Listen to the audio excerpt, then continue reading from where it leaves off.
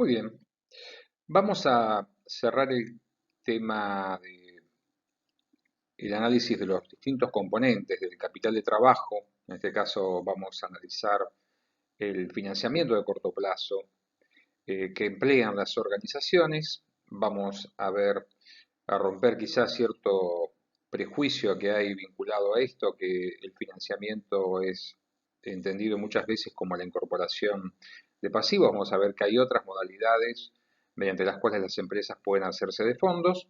Así que la idea es repasar con ustedes este tema que nosotros lo hemos analizado oportunamente al ver lo que llamamos financiamiento de carácter espontáneo, natural, o cuando hemos hablado también de los pasivos cíclicos y los pasivos expresos, hablando, ya digo, estrictamente de lo que podemos llamar financiamiento como toma de pasivo.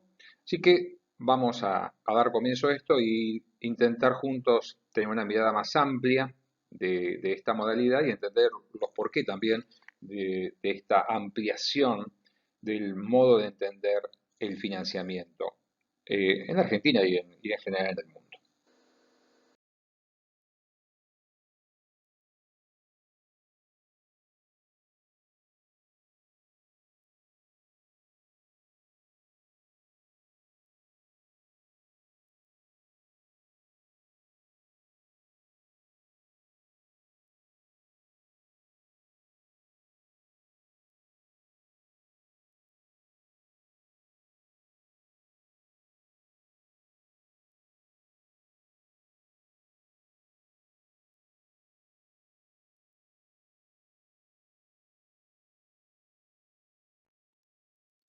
Como mencionábamos antes, el financiamiento muchas veces es entendido como la toma de deuda, ¿no? La contratación de compromisos futuros por parte de una organización, la toma del anticipo de los fondos, la devolución de ese capital en una o sucesivas amortizaciones y el pago de intereses con los consecuentes gastos que genera este tipo de operatoria.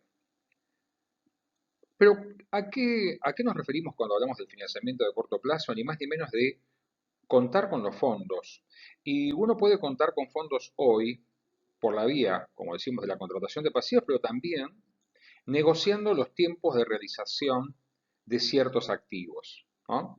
Entonces, hoy ya pensar solamente en la contratación de pasivos es un error, es una limitación que tenemos que superar, que tenemos que ampliar nuestra mirada y pensar cómo la empresa también podría, y esto implicaría seguramente modificaciones en lo que llamamos la percepción del riesgo financiero de una organización, cómo la empresa, mediante la negociación de sus activos financieros, en particular los que tienen que ver con los derivados de su operatoria de crédito por ventas, cómo puede la empresa hacerse de esos recursos. En muchos casos vamos a ver que esto permite superar muchas de las restricciones que enfrentan las empresas a la hora, por ejemplo, de la habitual calificación crediticia que va a realizar o debería realizar aquel proveedor de los fondos, ¿no? Cuando un banco o un proveedor eh, decide otorgarnos un crédito, evidentemente algún grado de evaluación crediticia va a realizar, más o menos rigurosa, y impondrá ciertas condiciones y esas condiciones, bueno, tienen que ser superadas. Y en este marco de la evaluación crediticia, es importante analizar el universo de lo que llamamos la pequeña y mediana empresa, ¿no? Si bien estamos pensando en reglas generales de financiamiento, no podemos desconocer las dificultades que atraviesan las pequeñas y medianas empresas para fondearse. Y el mecanismo de la negociación de activos, lo que vamos a ver más adelante, lo que permite es correr un poco la pyme como eje de evaluación, ¿sí? Eje de evaluación de crédito como sujeto de crédito y concentrarse más en los activos que puede llegar a negociar, en algunos casos, vamos a ver, con la ayuda o colaboración de sociedades que pueden garantizar o avalar esos títulos, ¿no? Entonces empieza a resolverse, al menos parcialmente, estas cuestiones que se llaman muchas veces de opacidad, ¿no? Las dificultades que tiene aquel que quiere dar un crédito a otro y no puede observar con claridad, ¿no? Por eso de ahí el concepto de opacidad financiera. Es decir, no puede observar con claridad los números, la empresa, no solamente cuando se da un crédito se analizan los números, sino se toman en cuenta otras cuestiones propias de la organización, como su sistema de información, la calidad de su gerenciamiento, la trayectoria. Es decir, muchas cuestiones que en una pequeña y mediana empresa, a veces por dificultades, por subestimación de lo que es el sistema de información contable, muchas veces por falta de hábito y estas complicaciones se traducen en que se ven de alguna manera excluidas del acceso al financiamiento a través de los canales del sistema financiero convencional. Y ahí vamos a ver que hay la aparición de otro mercado, de otro espacio donde la empresa puede conseguir el fondeo, particularmente a través de lo que llamamos la negociación de activos. Entonces, pensemos que, por un lado, es tomar deuda, ¿sí? Tomar pasivos, lo que implica modificaciones en el riesgo financiero, elevándolo claramente, dependiendo no solamente del volumen de deuda que contrae, sino también de las características, ¿sí? Más o menos gravosas que puede tener ese pasivo que contrae. Acá estamos hablando de pasivos de corto plazo, que son por lo general los más voluminosos en una organización, sacando, claro está, empresas de gran tamaño, gran porte, donde pueden acceder a financiamiento de largo plazo en condiciones bastante normales. Y ya digo, eso impacta en el riesgo financiero, no afecta al riesgo operativo. Pero pensemos cómo también la negociación de activos financieros, con las particularidades que vamos a mencionar luego, permite de alguna forma esquivar, vamos a decir, el riesgo financiero, ¿no? Porque la empresa no está contrayendo una obligación de devolver, sino que está negociando activos que genera su operatoria, ¿sí? En muchos casos, con la transferencia de riesgo vinculada a la cobrabilidad, a la cobrabilidad de esos activos, lo cual es claramente un factor importante. Entonces, hay cuestiones de accesibilidad, vamos a ver, de posibilidad de acceder a financiamiento, vamos a hablar de esto con bastante.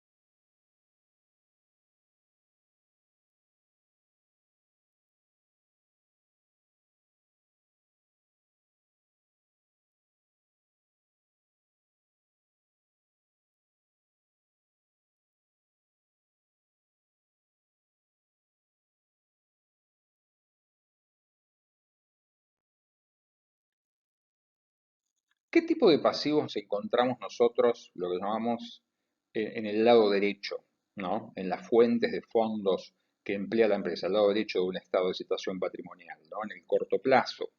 Bueno, habitualmente lo que encontramos son pasivos comerciales, lo que hemos llamado el financiamiento espontáneo derivado de la operatoria de compra, de contratación de servicios regulares que efectúa la empresa.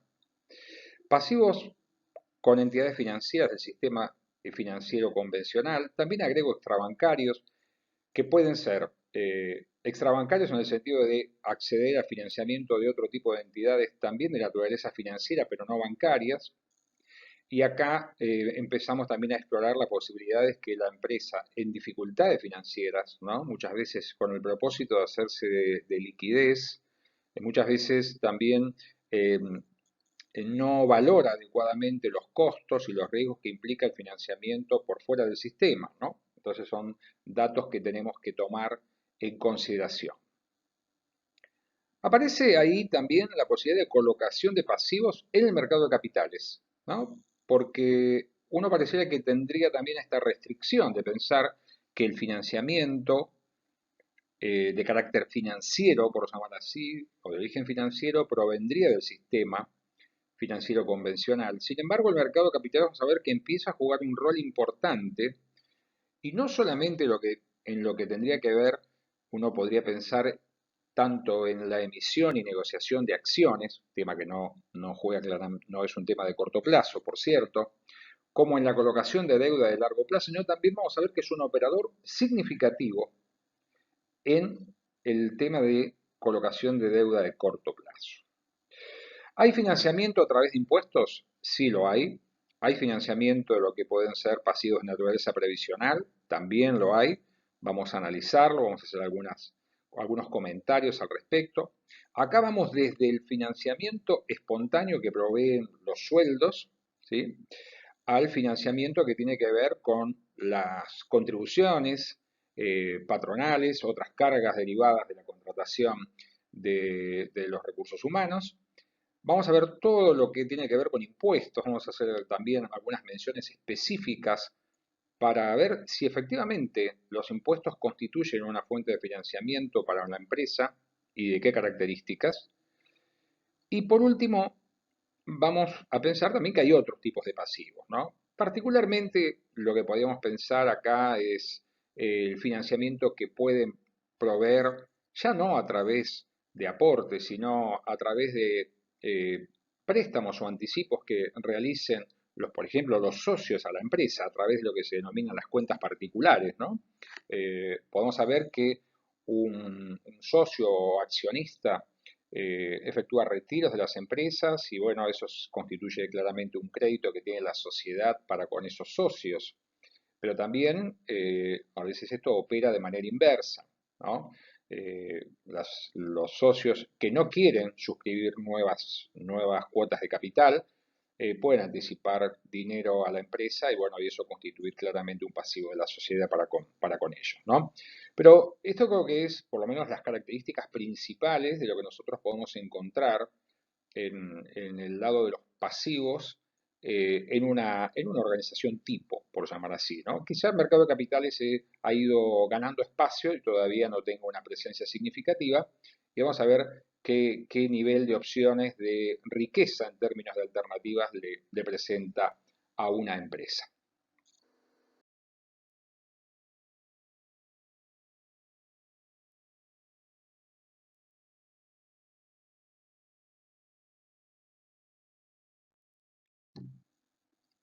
Pasivos comerciales, los proveedores, ¿no?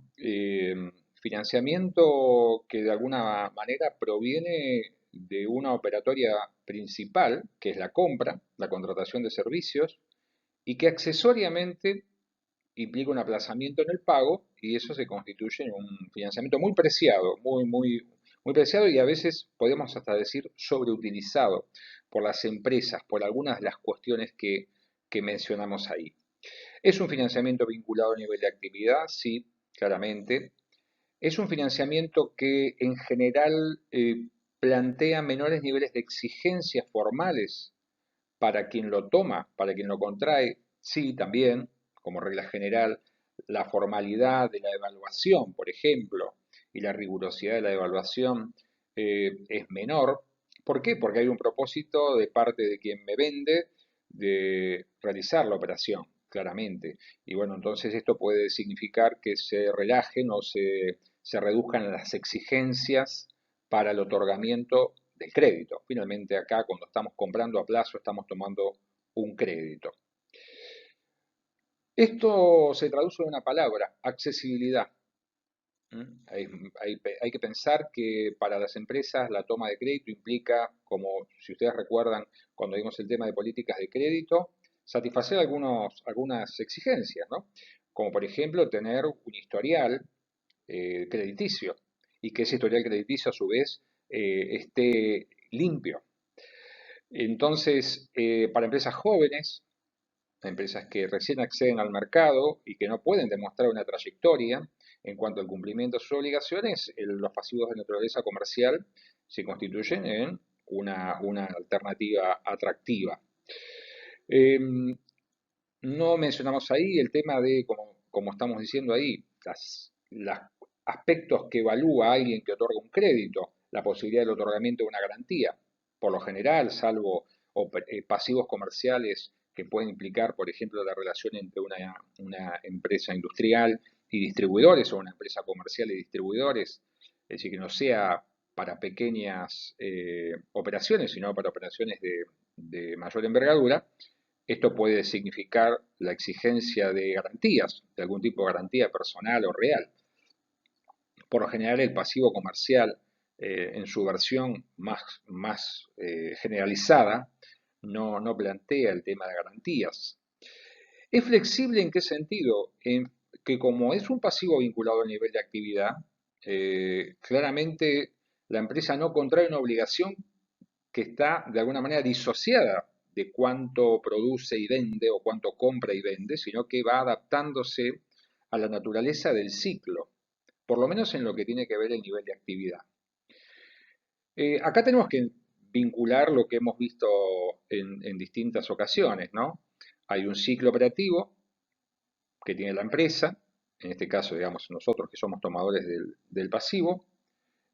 Hay una cuestión que tiene que ver con el plazo que otorgan mis proveedores y está claro que el crédito se mantiene vivo y asume un carácter que dijimos pasivos de corto plazo de naturaleza permanente en tanto y en cuanto el nivel de actividad se sostenga. Pero no debemos perder de vista que hay un plazo asociado a, a la operatoria que también puede cambiar. Es decir, que no es todo nivel de actividad, sino que también hay una cuestión de plazo.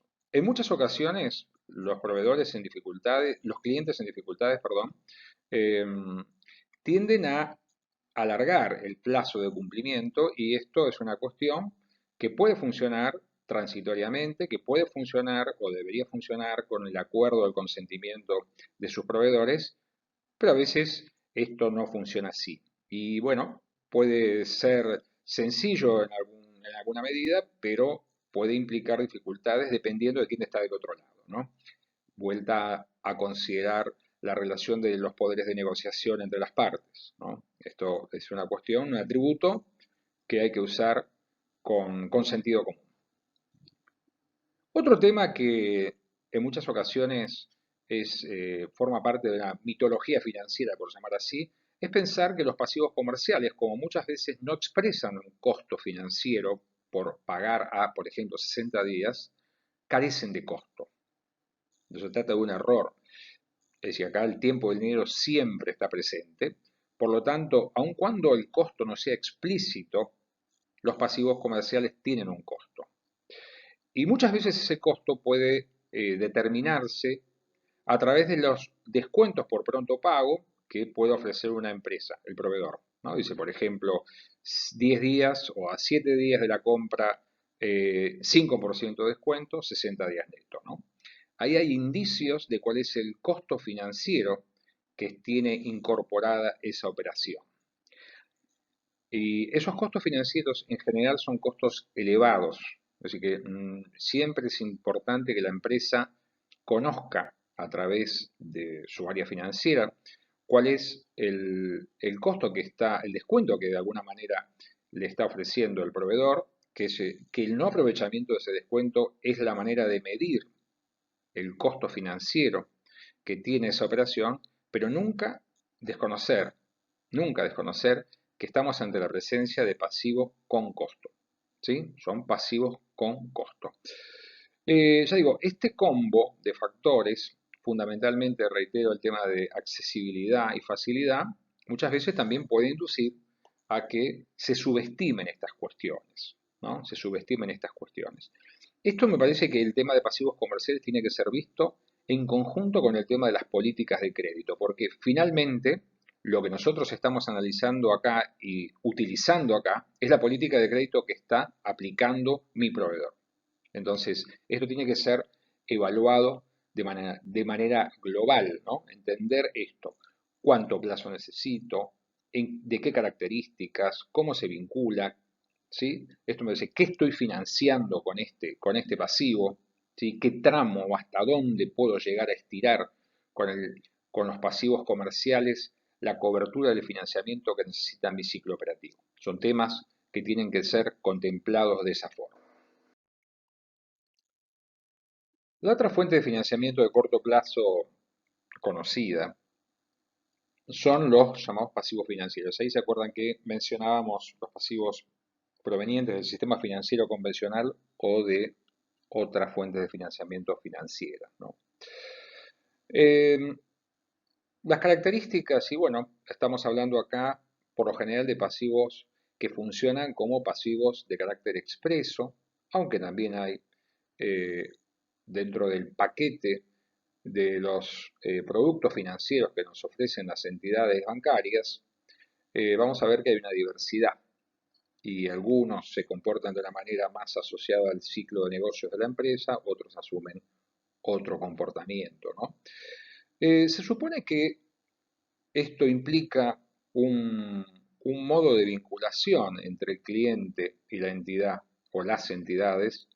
No es común que o las empresas, no solo por una cuestión de volumen de crédito necesario, ¿no?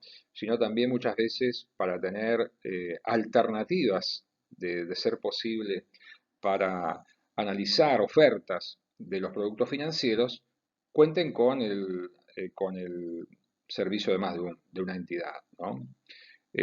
Muchas veces un pie en la banca pública, otro pie en la banca privada, son características que tienen que ver. Esto también vamos a ver que hay restricciones porque cuando uno se vincula con una entidad, eh, se establecen de alguna forma reglas de reciprocidad y uno tiene que, la reciprocidad puede traducirse en poder aportar también otro tipo de negocios al banco y si, bueno, el tamaño de uno no es lo suficientemente atractivo, se dificulta operar con muchas entidades. Tampoco es una decisión muy razonable porque todo esto implica un costo y una organización para el control de estas operaciones. ¿Qué tipos de pasivos? Bueno, decíamos esto, acá hay una cuestión primaria. Em, Cuando yo me acerco a un banco intenta que yo, es decir, yo me convierta en su cliente, va a implicar una evaluación crediticia. Acá sí estamos hablando, si uno piensa en términos del análisis financiero, se entiende que son quizá los bancos, los primeros que empezaron con algún grado de, digamos, sistematicidad, ¿no? A evaluar crediticiamente. ¿Qué estamos hablando acá? Ya no solamente del capital de una entidad, de un cliente, sino básicamente de su capacidad. ¿Sí? La capacidad que tiene de generar los flujos de fondos futuros para atender los compromisos que se pueden derivar de la oferta de crédito. Y acá sí, las condiciones de evaluación están más formalizadas. Cuanto más grande la empresa, la evaluación puede adquirir un carácter más, si queremos llamar así, personalizado.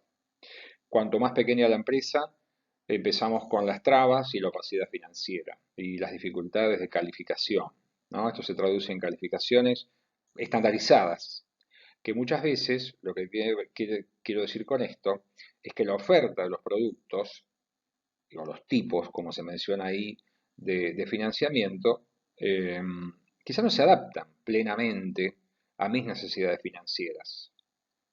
Pero el tamaño de mi organización encarece el costo de evaluación crediticia y por lo tanto es como decir, bueno, yo soy pyme, estoy en tal sector, facturo determinado monto, bueno, tu calificación crediticia es de tantos pesos y está compuesta por ejemplo, descubierto en cuenta corriente, préstamos financieros, ¿sí? Ese tipo de financiamiento podemos llamar más estandarizado, negociación de cheques, es decir, la compra de cheques de terceros habitualmente, en distintos porcentajes o participaciones, ¿no?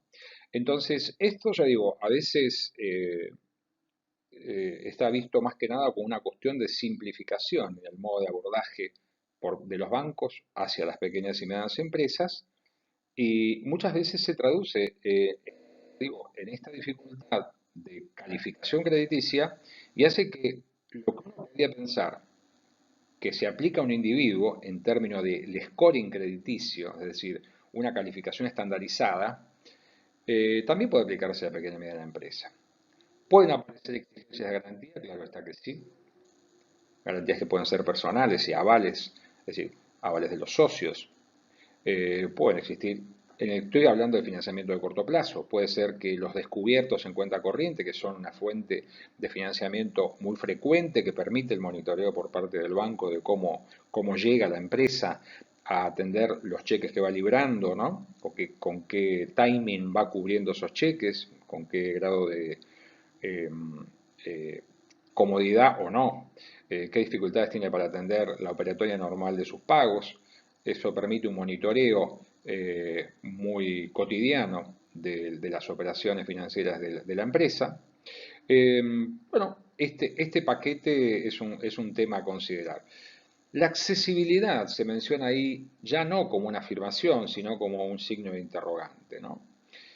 Operar con entidades financieras implica una disciplina distinta, implica una transparencia en términos de información, una calidad en la preparación de la información, y cuando me refiero a información es no solamente información interna, sino también, por ejemplo, garantizar cumplimiento de obligaciones impositivas y previsionales, ¿no? Para poder acceder a determinadas líneas de crédito. Digamos, el sistema empieza a entrelazarse y, y a poner, digamos, algunos obstáculos en el acceso al crédito, pero claramente es un pie que la empresa me parece que debería contar, ¿no? Es decir, no solamente tener una cuenta abierta para liberar cheques, sino también explorar, porque el hecho de que los pasivos financieros tengan un costo, claramente nadie lo discute, me parece que es una alternativa de crecimiento que le permite jugar con distintas fuentes, no ser cautivo de un solo modo de financiamiento, supongamos como mencionamos antes el comercial. O sea, también tener esta pata y bueno, poder elegir cuál es el modo de financiarse que más le conviene.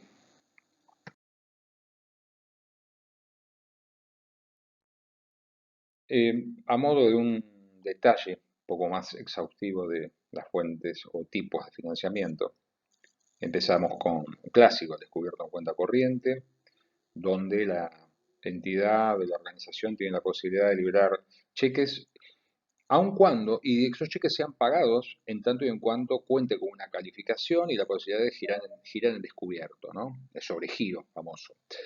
Eh, el problema de esta línea en general es que cuando uno la utiliza de manera frecuente y estable y el monto descubierto uno observa que no fluctúa, sino que está como estancado y uno lo que está haciendo es correr todos los días para cubrir la cuenta y que no haya cheques rechazados, eh, como norma general no está indicando un buen manejo de la cuestión, ¿no? Porque esto, digo, esto es para atender desequilibrios puntuales, pueden ser periódicos, ¿no? Por el pago de salarios, por ejemplo, que tienen una fecha determinada y bueno, eso puede implicar un uso de descubierto en esa fecha y después la cuenta debería tender eh, a reducirse significativamente su uso y tender a cero. Sin embargo, observamos que muchas veces las empresas utilizan esto con mucha intensidad. Es una fuente de financiamiento más cara del tipo financiero.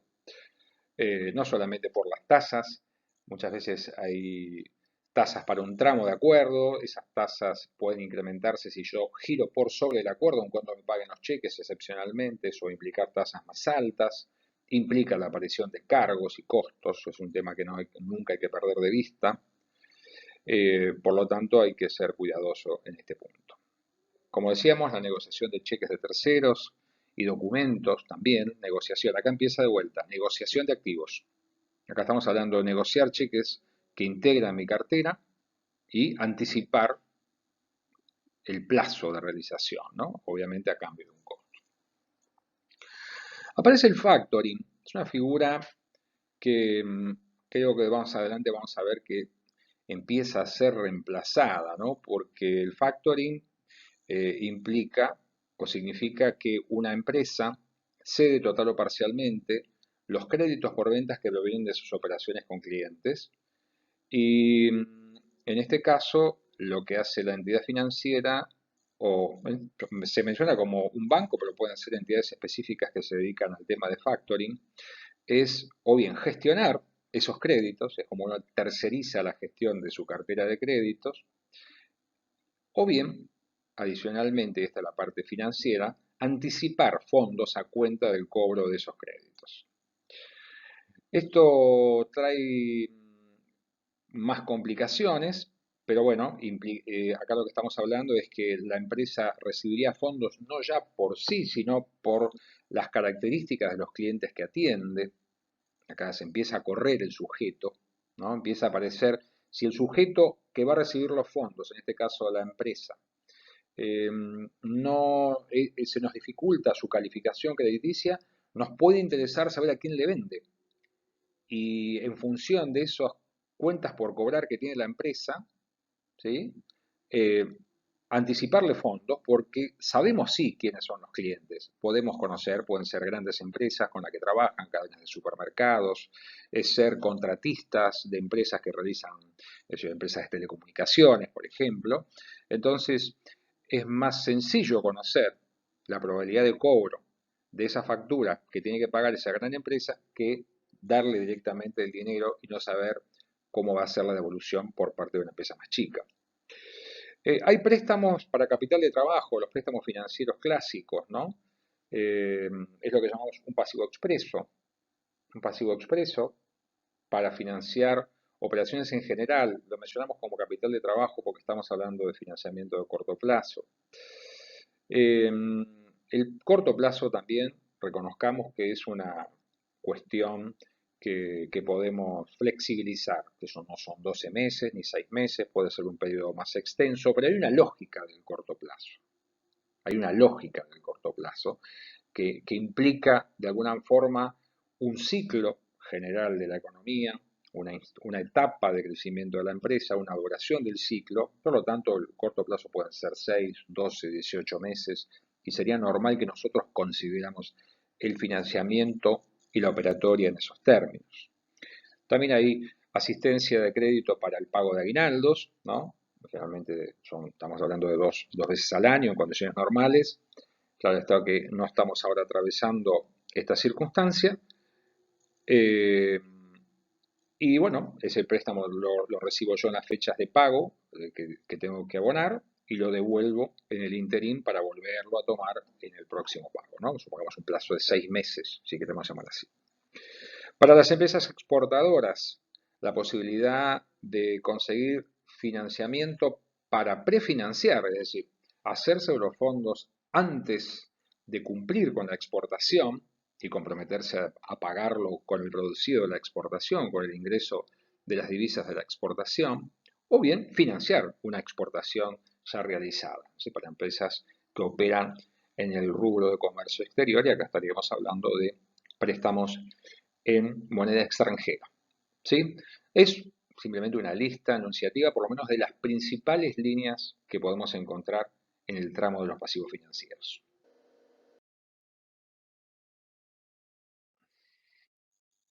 Otra de las fuentes de financiamiento de corto plazo son los pasivos impositivos y previsionales, es decir, impuestos que se generan como consecuencia de la actividad, ¿sí?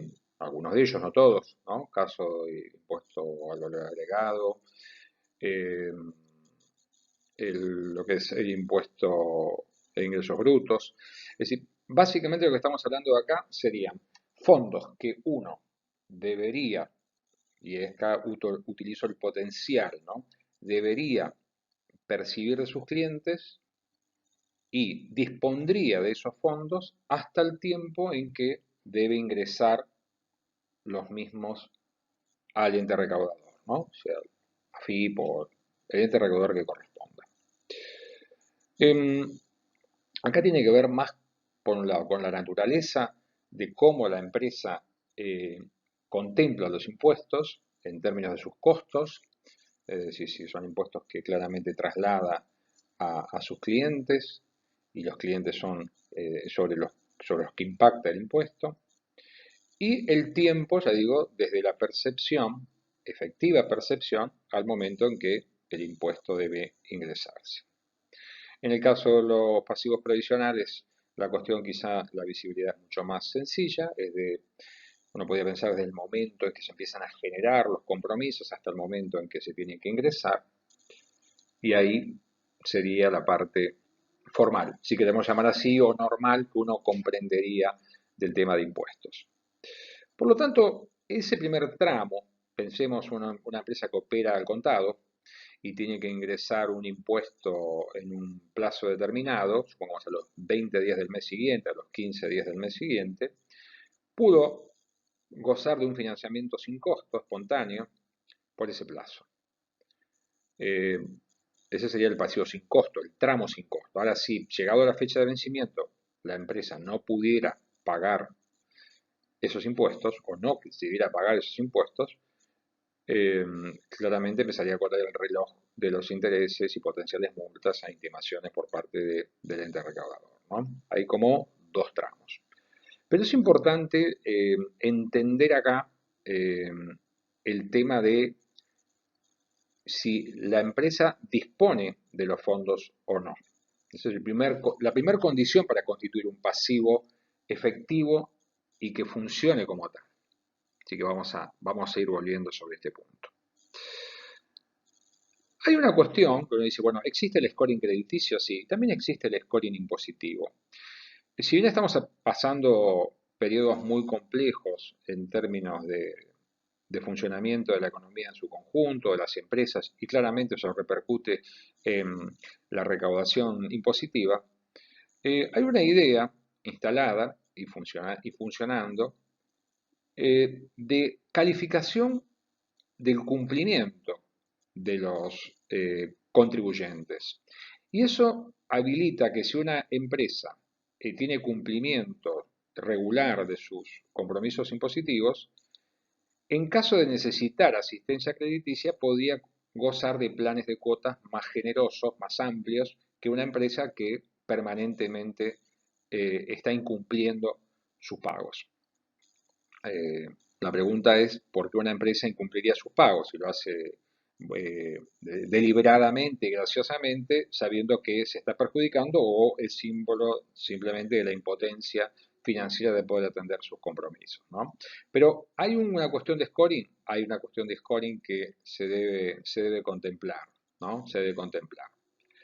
Me parece que el punto central de esto, y que de alguna forma para las pequeñas y medianas empresas fue por lo menos atenuado, es el escenario de la, digamos ahí, financiación inversa, ¿no? Porque cuando uno piensa en un pasivo, piensa en la lógica de tener los fondos y tener que devolverlos más adelante.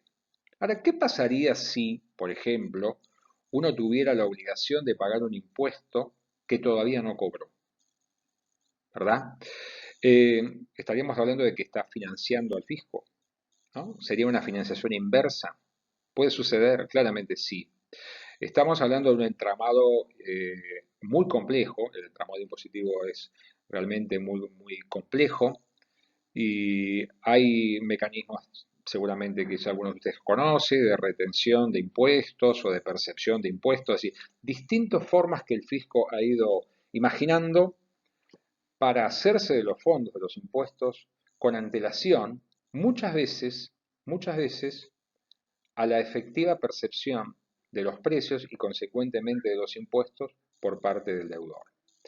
Entonces, es un tema para analizar, decía la pequeña y mediana empresa, ha tenido un cierto alivio al contemplar un periodo trimestral de liquidación de impuestos, ¿no? Apuntando a que efectivamente la empresa pueda hacerse de los fondos de sus clientes para cumplir con las obligaciones impositivas y no tenga que incurrir en nuevos pasivos para atender los pasivos fiscales, ¿no?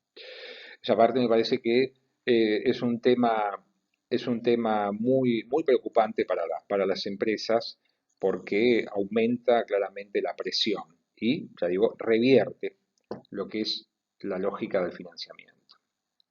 Por otro lado, también sabemos que en situaciones complejas y sistémicas, ¿no? Digamos que no solamente abarcan un sector, eh, los pasivos impositivos de corto plazo constituyen una puerta de acceso que al financiamiento de mediano a largo plazo, ¿no? ¿A través de qué? De planes de facilidades de pago. No estoy hablando de los planes cortos, sino planes algo más extensos en el tiempo. También pueden ser no solamente por cuestiones sistémicas, sino sectoriales, sectores que atraviesan una situación crítica y pueden requerir un auxilio fiscal en el sentido de alargar los plazos para el cumplimiento de sus compromisos, y o directamente esquemas de moratoria, donde ya no es el ente fiscal el que dispone esto, sino que es a través de, en el caso argentino, de una legislación, de leyes específicas que dicta el Congreso, donde podemos nosotros pensar que una empresa que, por ejemplo, podría acumular 4 o 5 meses de incumplimiento impositivo, como puede plantearse claramente en este escenario de pandemia que estamos atravesando en 2020, eh, vea la posibilidad de abonar eso en un número de cuotas, en un plazo, ya digo, que puede ser de 5 años o más, ¿no? Es decir, cómo reconvertir una deuda de corto en una deuda de mediano y largo plazo, ¿no? Esto a través de dónde? A través del tema impositivo. Es un tema muy complejo, muchísimas regulaciones, muchísima presión de recaudación y bueno, me parece que también hay que analizar este otro tema, ¿no? El impacto finalmente financiero que puede revertir la lógica. Bueno, y hoy mencionábamos el mercado de capitales como un jugador importante para el financiamiento de corto plazo, tanto en lo que tiene que ver con la emisión de títulos de deuda, la colocación de pasivos, si queremos llamar así, como fundamentalmente en la negociación de activos, que vamos a dedicarle algunos minutos a hablar de este tema. Vamos a agregar menciones de sitios que pueden ser consultados para por lo menos aproximarse a un tema que requiere un nivel de profundidad claramente mayor. Pero el primer punto es incorporar en el radar del financiamiento al mercado de capitales. ¿Para qué? Para el financiamiento de corto plazo. Ya no es un lugar donde solamente se puede recurrir las empresas grandes y en situaciones de pensar colocaciones de, ya digo, colocaciones de acciones, casi eso es una cuestión que está muy condicionada por múltiples factores, pero hoy claramente restringida, hace tiempo que está restringida, tenía que ver con la vitalidad, el tamaño, ¿no? del mercado en el que se opera, no solamente en el mercado primario, es decir, de colocación de acciones, sino también en el mercado secundario, donde uno puede negociar esos títulos comprados y transarlos y, bueno, de esa manera darle un nivel de liquidez a eso que es una inversión para el que compra, sino también, ya digo, una cuestión vinculada al corto plazo. Vamos a ver, no solamente colocación de deuda, sino también fundamentalmente negociación de activos. Vamos a ver qué tipo de operaciones pueden realizarse en pos de la financiación. Vamos a encontrar que hay un nivel de accesibilidad que tiene que ver con el último punto, que es la difusión, ¿no? Porque hay muchas veces que las empresas y los profesionales que asesoran a las empresas eh, desconocen o subestiman el potencial de financiamiento que pueden encontrar en el mercado de capitales, ¿no? Entonces, la difusión, el conocimiento, hace a la accesibilidad, ¿no? Yo no conozco algo o no lo conozco correctamente, no me informo, ahí tengo dificultades para saber si yo califico para entrar o no en este juego y cuáles son las condiciones. La flexibilidad vamos a ver que es una de las características porque en general el financiamiento que vamos a encontrar acá está ligado al nivel de actividad, ¿sí? Entonces ese es un factor que no se puede subestimar y bueno, me parece que tenemos que ponerlo en la balanza. Vamos a empezar a desandar el camino del mercado de capitales y el financiamiento para la empresa.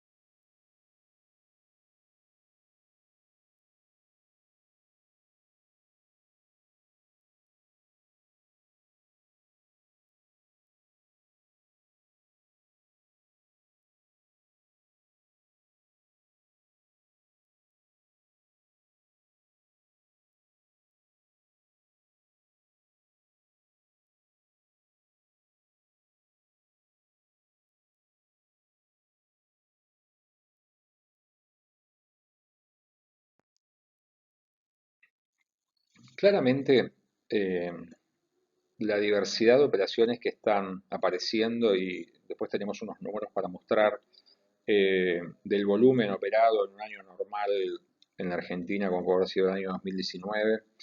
Los datos del 2020 creo que van a ser muy para analizar con mucha tranquilidad y con mucho criterio.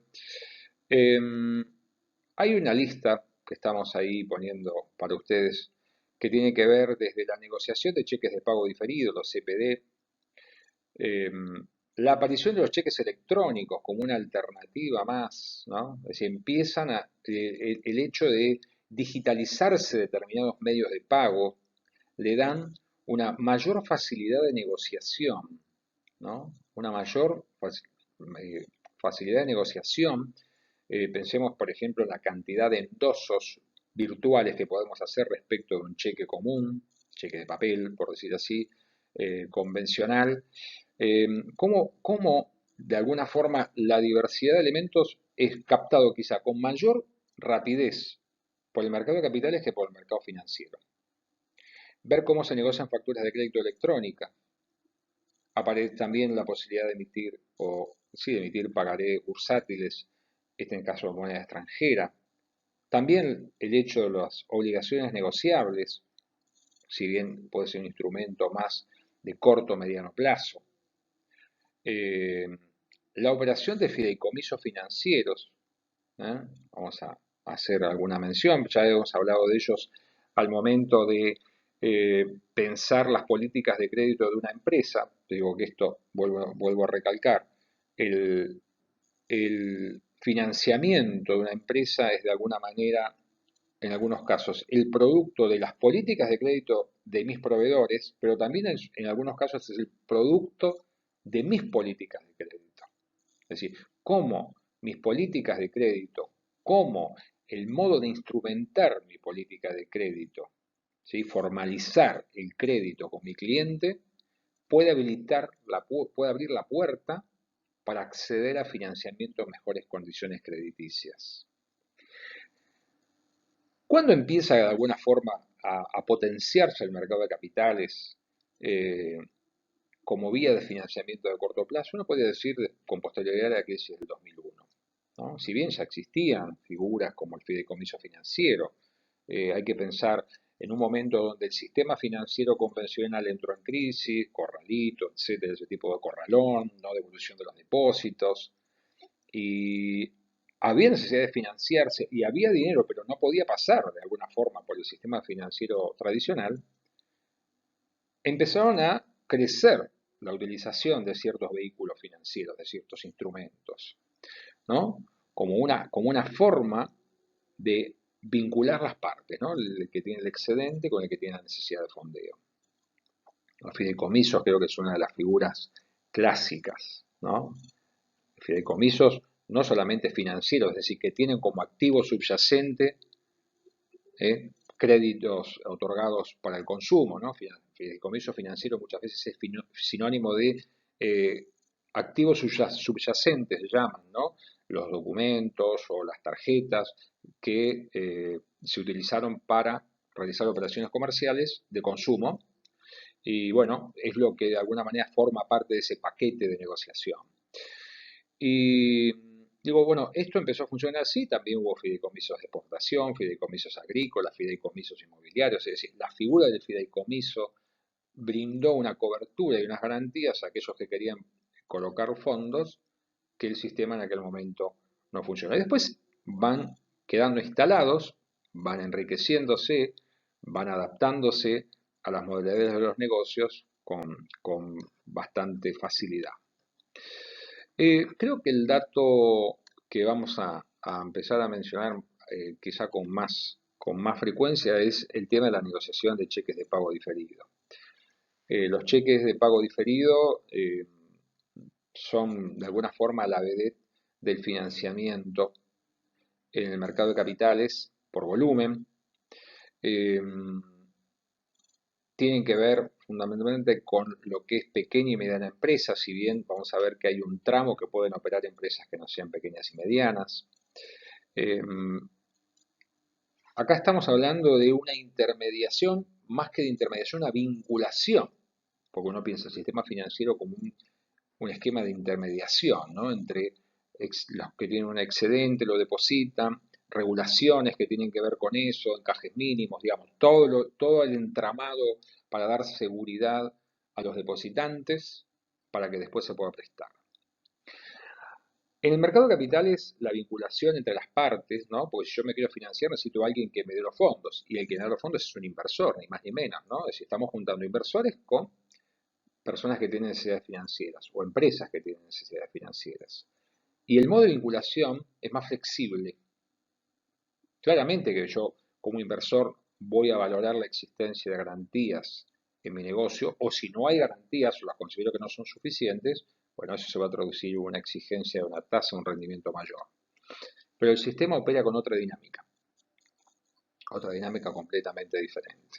Eso me parece que es importante que ustedes vayan tomando conocimiento de esto, porque ya digo, la accesibilidad viene del lado de la información. Cuando yo conozco el producto, es más fácil que lo pueda emplear, o si para mí es un dato confuso y evidentemente lo descarto por no conocerlo. Vamos a hablar un poco más de lo que es los cheques de pago diferido y su negociación en el mercado de capitales.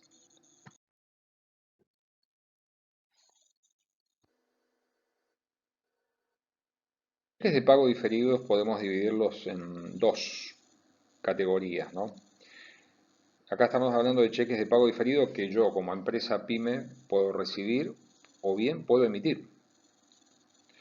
Acá vamos a ver que luego hay dos categorías, como mencionaba. Uno es que esos cheques que se van a negociar, supongamos que sean cheques que recibí de clientes y que voy a ofrecer en el mercado hasta un plazo de un año, ¿no? Para darle mayor seguridad al inversor, sean avalados por una sociedad de garantía recíproca.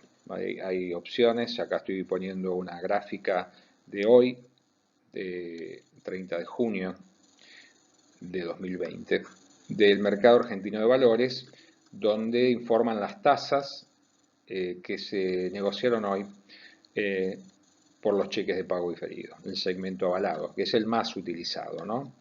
El segmento que se llama patrocinado es donde donde empresas generalmente de tamaño más grande, sin garantía, ¿no? Simplemente son patrocinadas o presentadas en el mercado, pero acá no hay en general la diferencia central es que no hay garantía en cuanto al pago de esos cheques, ofrecen claramente un rendimiento más alto, pero si ustedes observan, van a encontrar tasas que son las tasas que recibiría el inversor y que tendría que pagar el emisor o el que entrega los cheques, en este caso el que recibe el financiamiento, realmente bajas, ¿no? Estamos hablando hoy de tasas de mercado que pueden estar muy por encima de esto, a pesar de las características muy fragmentarias del mercado financiero hoy, ¿no? Pero pensar en tasas que pueden rondar en el tramo de 30 a 60 días entre el 18 y el 22% anual es una tasa realmente muy interesante. ¿Cuál es el punto de vuelta a esto que decíamos antes, ¿no? Juntar inversor y aquel que necesita el financiamiento. En general, la idea es facilitar el acceso del que necesita financiamiento, abaratar el costo del financiamiento y para aquel que provee los fondos, garantizar el cobro, dar cierta, para dar credibilidad a la operación y que eso se traduzca en una expectativa de rendimiento razonable y conseguir, ya digo, a través del menor costo de intermediación, un rendimiento final para él más alto. Sin perjuicio de eso, uno podría, ya profundizando y hablando de los números hoy, dice una persona que hace un plazo fijo, un inversor que quiere invertir en un plazo fijo, conseguir una tasa más alta. Sí, es real. Pero el mercado de capitales tiene una característica, la posibilidad de que una persona que compre un cheque a 90 días y lo quiera vender al día siguiente lo pueda vender. En cambio, el que hace un plazo fijo, a 90 días lo va a tener que esperar, ¿sí? Por la naturaleza misma de la operación. Hay una cuestión no solamente de menores costos, sino también una cuestión de liquidez, una cuestión de liquidez para el inversor. Eh, Ahora vamos a ver algún dato más vinculado a esto, ¿no? Pero me parece que es una de las herramientas más valiosas que tiene el mercado de capitales hoy. Convertirse en una puerta de financiamiento para la pequeña y mediana empresa a través de esto. Y el rol de las sociedades de garantía recíprocas, que también los invito a profundizar. Nosotros vamos a tener una materia que se llama Finanzas Siglo XXI, donde vamos a dedicarle un tiempo más profundo y más extenso al tema de mercado de capitales. ¿Qué es lo que vienen a cubrir? Bueno, lo que mencionamos en varias ocasiones hoy, ¿no? Hay dificultades para evaluar crediticiamente una pequeña y mediana empresa. Entonces acá estamos hablando de sociedades que se dedican a eso, exclusivamente a eso. No es un que tiene múltiples clientes, no, son todos clientes de la misma naturaleza. Eso facilita la forma de evaluación. Otorgan garantías para que el inversor se quede tranquilo, que va a cobrar, no importa si después, supongamos, el cheque que tenía la pyme o el cheque que emitió la pyme finalmente no se cobra, porque puede ocurrir, ¿verdad? La sociedad de garantía, es decir, la que negocia el cheque una vez que interviene es la sociedad de garantía recíproca de una pyme, ¿se entiende? ¿No? Es decir, como que sustituyen el papel. Claramente las sociedades de garantía recíproca toman sus recaudos y establecen en general contragarantías con la pyme para decir, bueno, está bien, en caso de que no pagues, yo tengo ver de qué manera cómo resarcirme de ese no pago.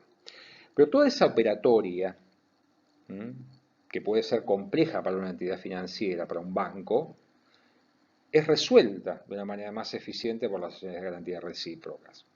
Entonces, este es un mecanismo que, ahora vamos a ver algunos números, ha tenido realmente un crecimiento en el volumen muy relevante.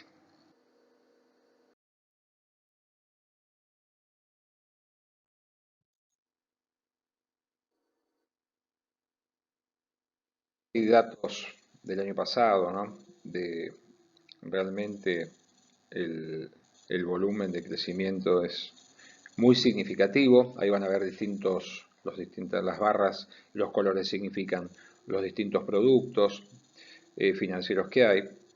En celeste son los cheques de pago avalados por SGR.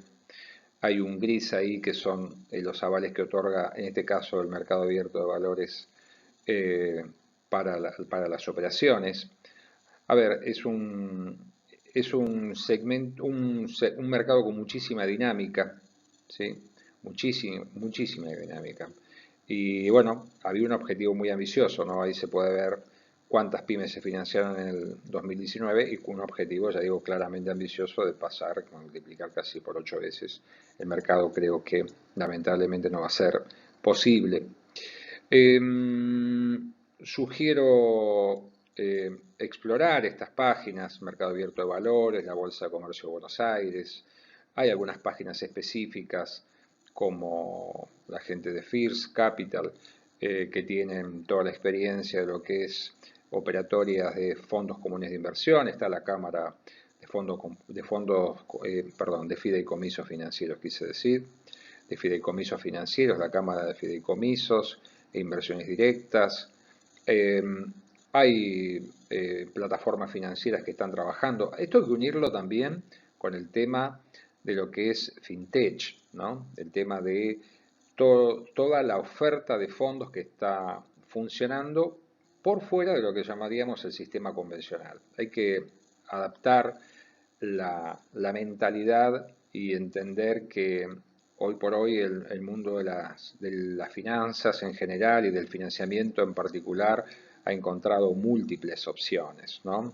Opciones que en muchos casos lo que eh, el sistema regulatorio lo que tiene que brindar es las garantías para que no haya estafas u otro tipo de negocios y que aquellas personas, ya pensemos claramente, no solo el que toma los fondos, sino aquel que invierte, tenga conocimiento del producto en el que está colocando sus operaciones. En este caso, claramente uno tiene que abrir para operar, si es como inversor, una cuenta a través de algún agente de bolsa, y supone que son las personas que cuentan con los conocimientos y en función del perfil de inversión eh, le recomendarán el producto que tiene que adoptar. Estoy hablando más de inversiones que de financiamiento, pero finalmente estamos hablando de juntar de alguna forma las puntas, ¿no? Del que tiene el excedente o tiene unos fondos para invertir y quiere encontrar un producto, y en este caso es un producto muy, muy interesante, porque estamos hablando de los cheques que provienen de la actividad del negocio, ¿sí? De la venta de bienes y servicios, ¿sí? Fundamentalmente, ¿no? Los cheques que proveen sus clientes, ¿sí? Sus clientes pueden ser otras pymes o pueden ser una empresa mediana o más grande. Bueno, y esos son los cheques que estamos hablando de su negociación. Negociación en el sentido de decir, bueno, recibí un cheque a 180 días, le puedo dar más plazo a mi cliente para operar, sabiendo cuál es el costo financiero que tengo que asumir. Para el cliente también es una vía de financiamiento el postergar el pago, ¿sí? Bueno, y eso se puede hacer en condiciones de tasa más sostenibles, un costo financiero más sostenible. Así que bueno, esta es una invitación a explorar esta variante y a pedirles también que como futuros profesionales o profesionales que ya lo son también, puedan eh, conocer esta variante de financiamiento para sus empresas barra clientes.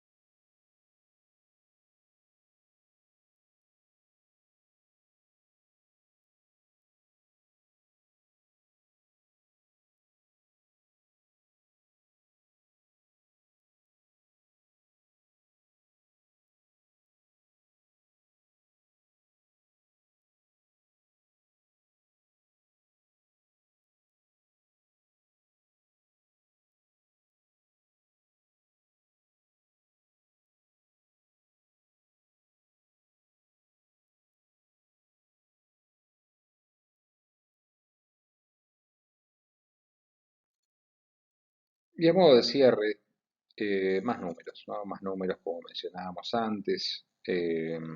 A veces hay un término que aparece ahí, inclusión financiera, es real, ¿no? La necesidad de inclusión financiera, pero ya no de los individuos, sino de las empresas, ¿no? Por eso cuando hablamos de accesibilidad, estamos hablando de inclusión, ¿no? Una, una empresa que no puede acceder a condiciones crediticias eh, razonables en términos de plazo, en términos de tasa, uno piensa solamente a veces en el costo, bueno, a veces también es la cuestión del plazo, ¿no? Cómo juega eso y ese plazo a qué costo lo puede conseguir, bueno, está siendo excluida del sistema. Y es importante entender la inclusión financiera en sentido no solamente de individuos, sino de empresas. Eh, es también interesante explorar el tema de las sociedades de garantías recíprocas, las hay de carácter vertical, ¿no? En sentido de integradas a un sector en particular para promover determinados vínculos y generar fidelidad por parte de los proveedores.